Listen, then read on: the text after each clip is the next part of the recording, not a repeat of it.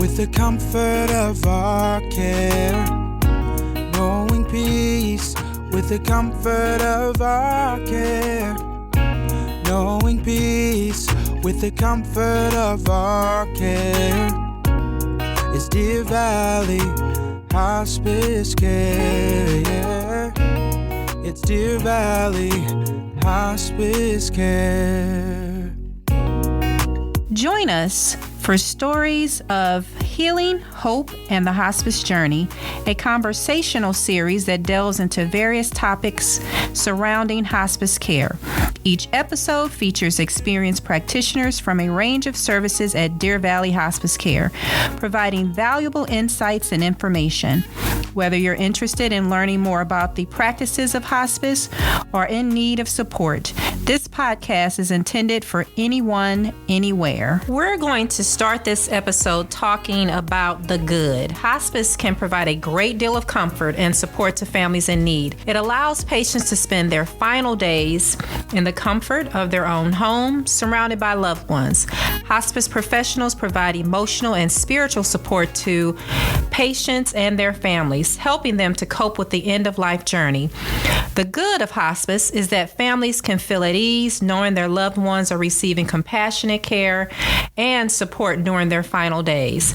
So, Ms. Potts, I understand that you have a couple of different experiences with having a family member in hospice care. Can you share the good experience that you've had? Hello, my name is Ronda Potts.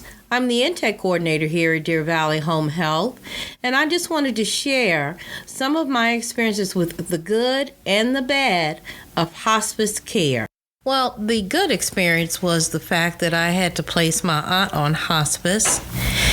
And fortunately for us, the hospice care that she received, that extra attention, that extra care, that extra loving on, she was able to come off hospice and improve. She's doing quite well. She still lives at home. And the fact that the hospice nurses were so diligent and caring on how they took care of her, like I said, she improved. She's off hospice and doing much, much better. But the fact that I know that the hospice care is there is very, very comforting to me and my family. How did you choose the hospice provider? Well, I chose Deer Valley Hospice because I was utilizing their home health services for my mother and my sister. And they've gotten exceptional home health services through Deer Valley Home Health. So there was a no-brainer for me to continue on with Deer Valley for her hospice services. And I've been nothing but pleased ever since I made that great decision. That's wonderful. And I know that is one of the benefits of Deer Valley is having that continuum of care. And, particularly a lot of the clients already have relationships with the caregivers. So it makes perfect sense to also allow Deer Valley Hospice to provide their care. The other question that I have for you is, what advice would you give for those that are eligible for hospice? Well, considering when I first started on this journey for hospice, my sister, so many years ago, needed hospice services. I wasn't aware of hospice, what all the services entailed. So reflecting back, I can clearly see that the hospice service that my family chose for her at the time, they weren't giving good care. They didn't communicate well with our family the way Deer Valley Hospice does. There were no nurses calling. There was no follow-up after my sister passed. The hospice company now with Deer Valley Hospice, they have a chaplain. They follow up. They not only encompass the services for the client, but also for caring on the family, care for the family as well. That was not received, but I didn't know what hospice was, the services that hospice provides. Now that I'm aware, I really feel like my sister was cheated, my family was cheated, and the most that they told us they could provide for her is just keeping her comfortable. Well, there's more to keeping her comfortable. What about her family's comfort? We need to know mentally, is she okay? Was she in pain? what's going on with her. Nothing was ever communicated to our family as far as her care, other than we're just trying to keep her comfortable. Now that I'm dealing with a hospice company that actually is doing all of the services, I feel much more at ease. I feel much more comfortable recommending someone to look into hospice, because it's not as negative, I think, as people make it out to be. Of course, there is some adjustment when you're thinking about, this may be the last time I see my family member, these may be their last days. But why wouldn't you want them to have the most comfort and the most care in their last days? Absolutely. Yeah, I agree with that. And I'm glad you shared that ultimate, compliment that a person can give is someone like you. And I'm pretty sure, I know your integrity, that you wouldn't just refer Deer Valley Hospice if you honestly didn't feel that they provided exceptional care to your loved one. Absolutely not. And I'm going to tell you, my mother had to go on hospice, and unfortunately she was in a facility. It is a well-known nursing facility with a well-known hospice company, and her experience was not pleasant. Mm-hmm. I had to wind up calling the state on the facility. She was mistreated, and after going through that with my family, I'm a warrior for my clients, mm-hmm. because I want them to have as good of an experience going through this as possible, because I know from my own personal experience what it's like when you're dealing with the challenges of a family member that is transitioning, and then you have people that are supposed to be caring and providing great service, and they're not, and they're being abused. So I went through that as well. And trust me, I'm very diligent about recommending places and people to my clients and people that ask me for recommendations. If I don't want to deal with them, I'm not going to recommend. You shared a little bit about the next part of this episode, which is the bad, but I would like to also share a good experience that I had with hospice care with my mother. And growing up in the church and being a woman of faith, I think that I learned a few things about hospice that actually started off not good, because I would see in our bulletin the sick and shut in and who was on hospice care. And my grandmother would see those that are on hospice, and it was like a sense of urgency. I need to see Sister Smith like yesterday. And so growing up with that, I was thinking, oh my goodness, once they're on hospice, time is ticking. When I was confronted with hospice when my mom had a terminal illness, I remember from the social worker, I looked at her and I said, absolutely not. Of course, being a woman of faith, and I believe in the power of healing, my response to her was that my mother was not going to transition, even though I knew her prognosis was very poor. And so I told her no, and she said, well, think about it and I'll call you back. And so when she called me back after doing a little research, because of course people are not proactive in doing research about hospice until you need hospice. It's not something that we just do research on. But I did. I looked at hospice care, and when I spoke with her, she said, well, if your mom gets better, she can be discharged. That was another thing that I didn't know. I thought once you're on hospice, you can never get off. And so when she told me that, I said, oh, really? I said, okay, let's try it. And in retrospect, it was probably one of the best things that I did, not only for my mom, but for me, because when a person is transitioning, their body is going through some things, and I'm not a medical professional. So for me, I may be thinking that my mom's suffering, when actually this is just the natural process of an individual that is transitioning. I opted not to have the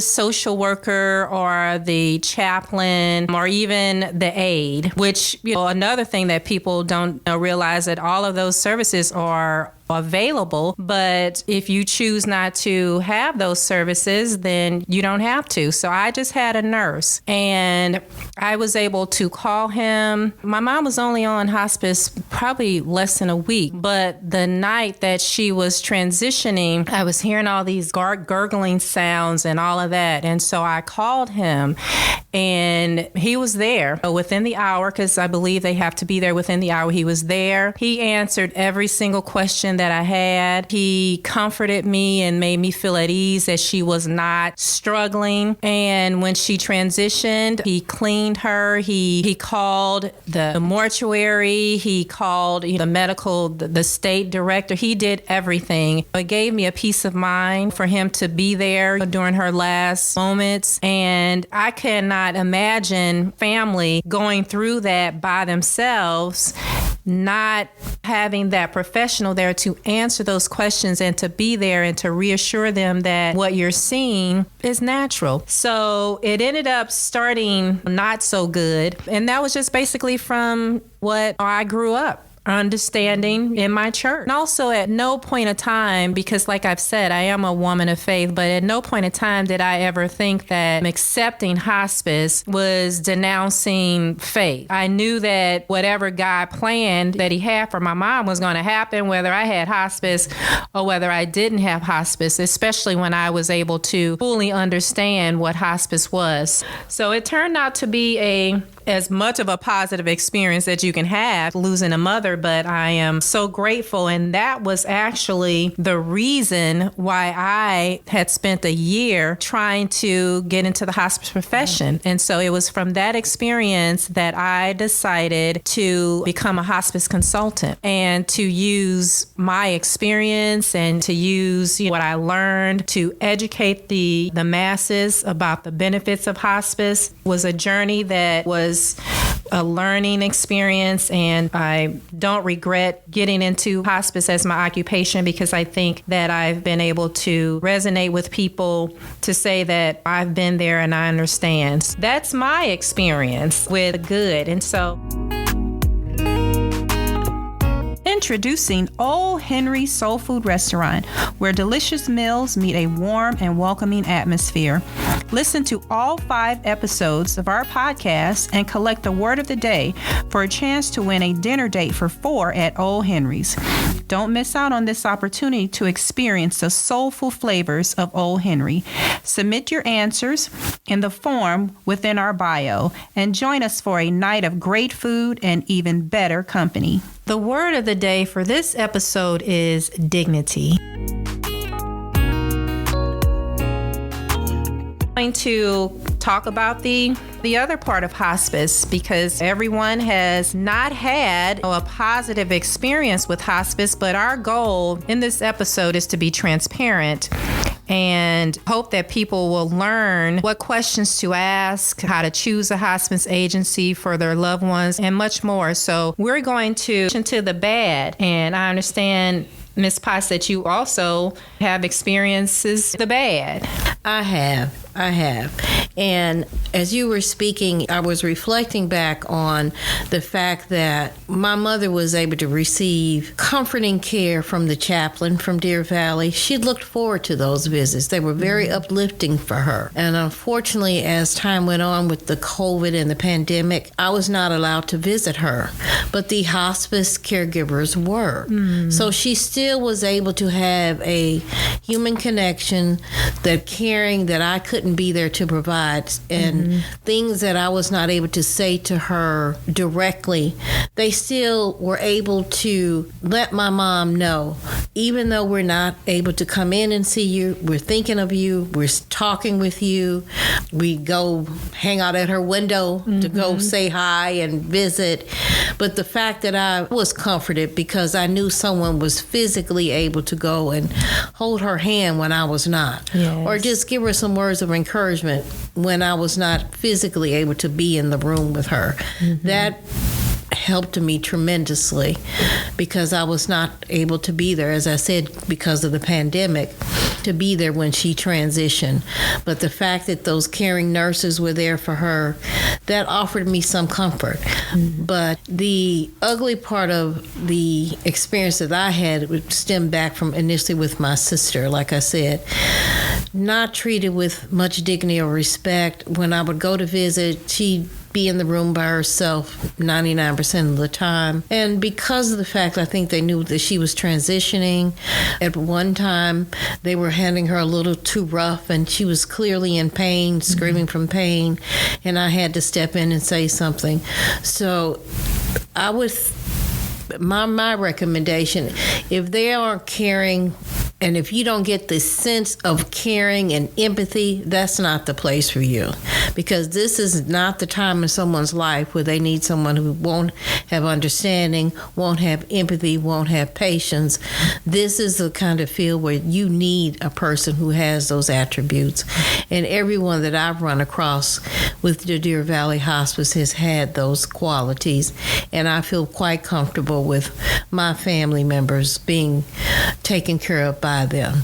And the one thing that I wanted to piggyback on what you had said too about with the hospice, sometimes we forget is it's not just the actual physical caring that the nurses do. Mm-hmm. It's the other things, the ancillary things that come along with the hospice. They do follow up and call and check on the family. They do send out words of encouragement. They do call and say, hey, are you okay today? Mm-hmm. Those things are vitally important because as caregivers and as family members, we are under a tremendous amount of stress, and you're trying not to show it to that person that's transitioning, and you trying to put on this brave face. Mm-hmm. And so you need some help in the background too. And what I loved was getting all of that care, and sometimes just even opening the mail and they'd send an uplifting poem or just a little note, words of encouragement. That meant so much to me because many a day, it was on a day when I was feeling down and depressed. Yes. So it's not just the physical care that the person is receiving, it's the care for the whole family. I think people don't understand hospice is not just for the person that's transitioning. It helps the family as well. I certainly agree. And what would you say to family that is with a hospice agency and the person is not getting the best hospice care? I think a lot of them may not even be aware that you can change hospice companies. Yeah, and I've run across that in my work and intake, that people are not aware that they have an opportunity to make a choice. They can choose to go where they want to. A lot of times I'm finding that people are assigned a hospice company when they're in the hospital, like the larger hospitals around town, and they have automatically placed them with their hospice company. And if that's their choice, that's fine. But personally, I think you have the right to choose. You need to choose. Is this company culturally sensitive to me? I'm African American. There are some people that just not comfortable with dealing with people outside of their own race, and that's just not for African Americans. I have a lot of white clients that prefer dealing with white agencies or white caregivers, just on a cultural thing. Asians, Koreans, I see it, Hispanics. So I'm not offended by that. Most people are more comfortable with their own people. Yes. But I don't limit that outlook. If someone specifically wants a Black agency, we are here to serve. And I think if a person could do a little digging, if normally people who are on hospice also are on home health because they cannot care for themselves any longer. Look at how they're treating your family member with the home health. Are they sending a caregiver out? Are they being proactive? Are they calling you? I'm sorry, Mrs. Jones, the caregiver can't come today. We'll be sending you out a replacement. If you see that those things are not being done, then you certainly know they're not going to be able to fulfill your needs in hospice. And hospice is services that the person has to be there. There's no if, ands, or buts. The person has to be there. Make sure that they're reliable. Make sure that they have enough staff. Just do a little deep digging. Investigate. If they're not willing to answer questions, that's not the place for you. Yeah, absolutely. That is such a good point, and some good nuggets to share with those that just as any other important healthcare decision, to do your due diligence, and you have time. I know sometimes hospice is not received until the person is transitioning, and sometimes you immediately have to make that decision. However, if you have time or can make time to just call a few hospice companies, you can go on hospicecompare.com, or you can ask family members just to get an idea, because fortunately with hospice, a lot lot of times you can't do it over again. So it's important to try to get it right the very first time. But even if you end up with an agency that is not compassionate, you can always call around and try to find another hospice agency, have them come to the house. If they're not willing to come to the house and speak to the family, then that's a red flag, and that's not a hospice company that you should go further with. They should be very willing to answer all of the family's questions, to feel comfortable being around your family members. So that's some good information that you shared. I know I haven't had a bad personal experience with hospice care, but being in the hospice industry, of course, I have seen some situations that were bad. And I know a lot of it pertained to cultural insensitivity. One example that I remember was Caucasian social worker who wanted to hotline family member because that family member was smoking marijuana. And it's kind of like there are so many things that can be done. You're willing to communicate with the family, express your concerns, particularly if the person isn't smoking in front of a patient that might be on oxygen. Well, I understand that. But if it's just something that is being done outside of the room or outside, and this social worker just didn't like, then of course the solution is not to hotline the family, because that can cause a whole host of issues. And I think perhaps if that nurse, was a little bit more compassionate, maybe that family member was doing it to relieve some nerves because that was one of the ways to relieve the anxiety because their loved one was on hospice. Talking to that family member and expressing those concerns in a different way than threatening to hotline. So that's it was very insensitive, and heard of other instances where the family may not stay in a ideal part of town,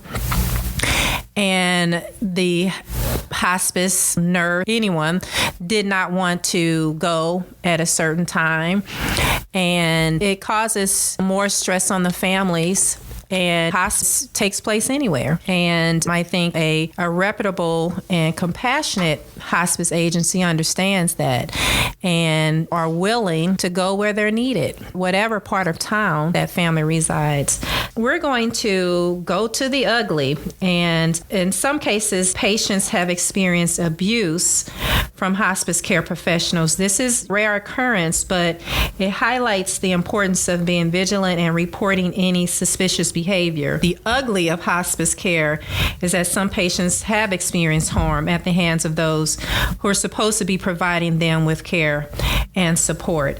Fortunately, I have not experienced this, but have you experienced this, or have you heard of any instances of abuse or suspicious behavior? My mother did suffer some abuse while she was on hospice at a facility. Mm-hmm. As I stated, I had to call the state in to get the situation remedied. The nurse that was the one doing the abuse was fired, and some other people were written up, but they did address the issue. But that is the only incident of anything ever happening with the hospice. And I truly believe, because the nurse was white and my mother was African American, there was some racial overtones to what was done as well. And I do believe sometimes that because people are becoming more aware of cultural sensitivities, the differences between races and cultures, and there are just some things that aren't done. For me personally, I'm very happy with having a black hospice company.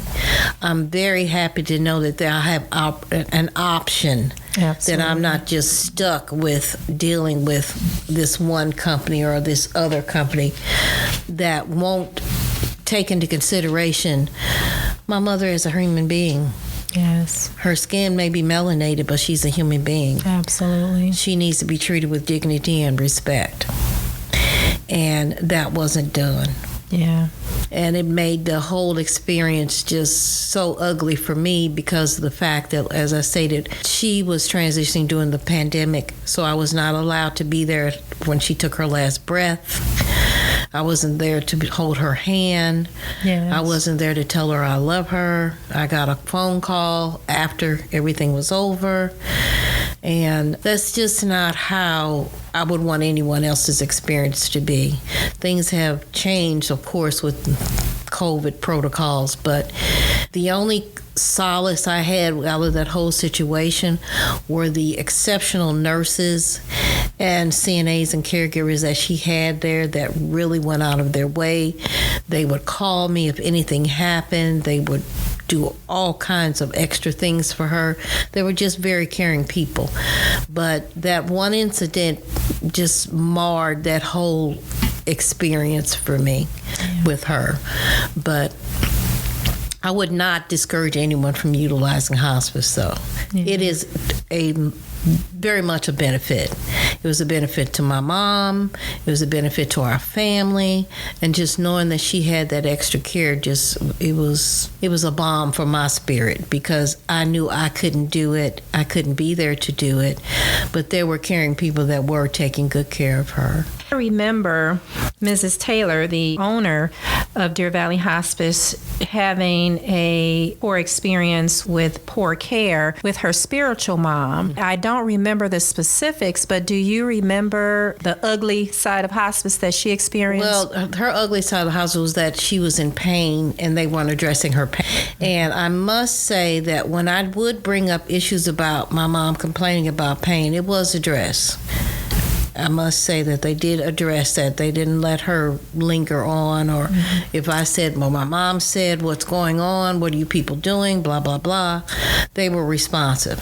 So I can't say that they let her dwell there in her bed in pain. Right. And that is abuse, because the purpose of hospice, one of the main goals, that is to provide pain relief. Particularly, you have individuals who have cancer and it's metastasized in their bones. For the hospice nurse or, the medical director and the team need to do to control that pain. That's why the hospice team is there, so that these families and this hospice patient can transition with their pain managed. There are any families out there where their loved one on hospice and the person is still in excruciating pain, then that is something that hospice agency need to address, because there are many, many options that they have to manage pain. In conclusion, and thank you so very much, Potts, for sharing the story. And I know that can open up some old painful wounds, and it's emotional. And thank you for sharing it with our listeners, because that's our goal. We want to be honest. So welcome. And as I said, I had some good and bad experiences with hospice, but overall, I would recommend hospice to anyone. I think it's a benefit. I think it's a benefit for the person receiving the services. I think it's a benefit for the family. In my instance, it really was just like a blessing from God, because he had these people stand in my stead when I was not able to do so. Mm-hmm. They offered her some comfort. They offered her some love. They offered her some caring that I was not able to do because of the circumstances. And just knowing that, it takes away some of the pain and the anger that I was feeling because of how the situation with my mom played out. But having that, and even today when I get those letters still from the hospice, they'll send me a brochure or a flyer or a newsletter, how are you? That still lifts my spirit. It makes me feel good, because I know that those people truly cared about her. Yes. They really took what their job entails seriously. This is a job where you have to have compassion and empathy, and I was shown that. And I certainly hope that anyone else who would want to be or have to have that tough choice of putting their family member on hospice would have that experience as well. Well, thank you for sharing. Thank you. And in conclusion, hospice care can provide comfort and support to families during an otherwise difficult time. However, it's important to choose a reputable hospice care provider and be vigilant to ensure that your loved one is receiving the care they deserve. Thank you for listening to our podcast. And if you found this episode informative, please subscribe, like, and follow for more content. I hope you will join us for our next episode of Stories of Healing, Hope, and the Hospice Journey, where Keisha Mason, Executive Director of Heart and Soul Hospice from Nashville, Tennessee, and Glenda White, CEO of Mediplex Hospice in St. Louis, Missouri, will discuss cultural bias in hospice care. Thank you for tuning in to Stories of Healing, Hope, and the Hospice Journey. We hope that the conversations we've had with experts and caregivers have provided valuable insights and perspectives on end-of-life care. As always, our goal is to promote compassionate and dignified care for those nearing the end of their lives. We encourage you to continue the conversation with your loved ones, healthcare providers, and community about the importance of hospice care. Of our care is Deer Valley Hospice Care.